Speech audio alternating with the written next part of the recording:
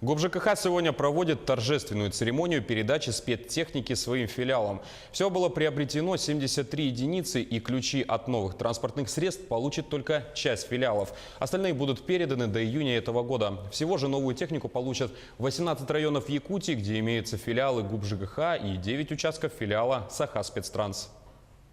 Производственные филиалы ГУП ЖКХ сегодня получают маневренные погрузчики ДМ-34, надежные самосвалы, мощные топливозаправщики, водовозы на базе автомобиля «Урал» и прицепы-цистерны.